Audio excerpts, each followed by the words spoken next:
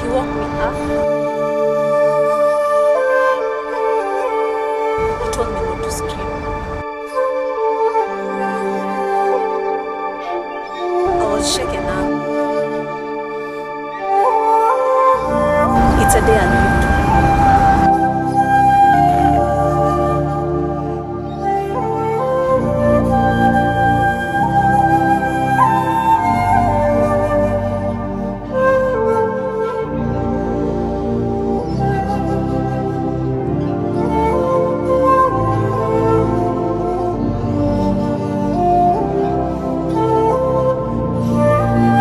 I pleaded with my dad not to throw me out of the house.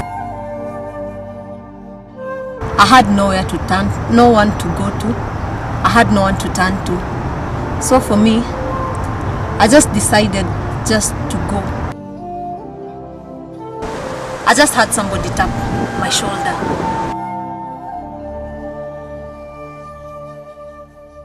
It was Sammy.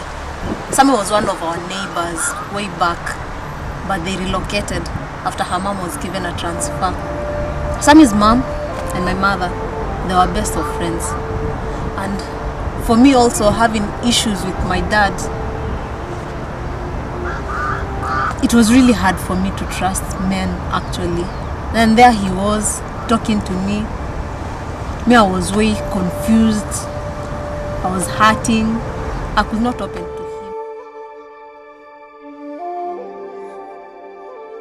Just turned 20 the other day. Born in Machakos but brought up in Nairobi. To my parents, that's my dad. I was an accident. Also to my mom.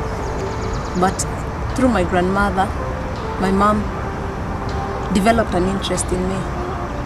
Since she wanted to abort me, but my grandmother convinced her and she kept me until she delivered me. Jack was a nice man. He would help me with my homework, play with me, and I grew to love him as a daddy. He was always there for me whenever I needed him, and my mom loved him. 2 years after, my mom was diagnosed with leukemia, on which after some few years of treatment, she died.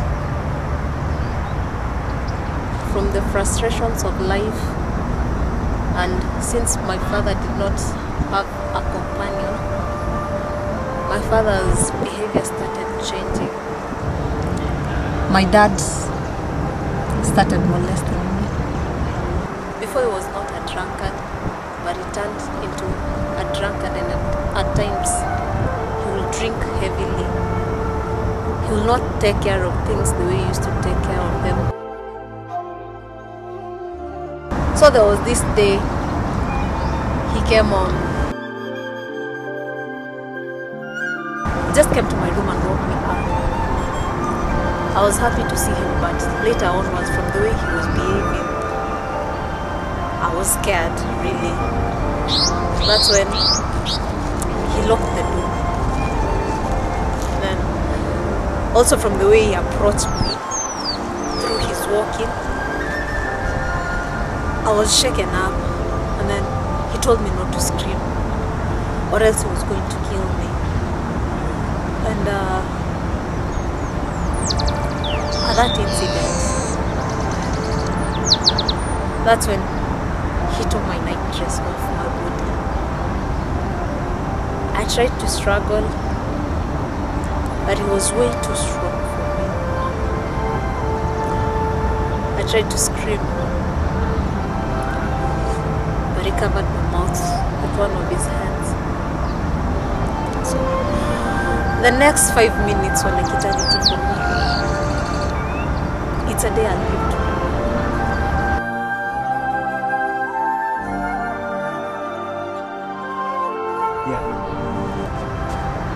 After like 3 years, my dad got married to my stepmother, that is Delilah. That's when he stopped sexually molesting me, but also life was a bit hard then. since I used to do everything. Actually, I had dropped out of school to take care of the house chores. And then when Delilah also came into our home, I thought things would be better, but they turned for the worse. Delilah could not do anything in the house. There was an incident I will never forget in that house. It was this day, me I had prepared breakfast as usual for them. That's my stepmother and my stepfather.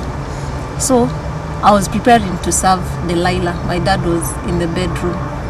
When I was handing over the tea to her, I stepped on one of my torn pieces of my lasso, and then I poured the tea on her. She screamed, got my dad's attention. My dad was all over the place. They hit me, and my dad threw me out of the house. It was a bit hard, but later onwards, after talking to him, he asked me to go with him to his home to meet his mother. Then I just accepted. Kathy took me in. Yeah, she took me in as one of her daughters. To me, she's my mother now, and we've been living with them. She took me back to school. And actually, if you just see me and Sammy, you can actually think we're brother and sister. For me, I've already enrolled in campus, but during weekends I help my mom. She's an events organizer. She has specialized in deco, so that is what I do during weekends. We do deco together for weddings, corporate events. In 10 years time, I want to help my mom in a company of events. We also form a company also in that of video stuff, where else we'll be shooting for events other than the deco. I have this thing about a girl child that might be going through whatever I went through. I want to start up like an institution whereby I'll have girls who have gone through maybe issues in life. People have not accepted them. People have not shown them love. It's like people, they're living in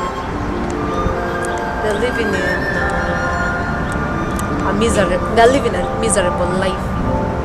So I like just to have them in my institution, see them grow, educate them, feed them, and just watch them become whatever they like to be in their future. So if guys will just be there for others, and also those who are going through issues in life, if they'll open up to others, then find solutions, just the way I opened up to Kathy. They'll find solutions, and also, you never know, that could just be the person who has your path going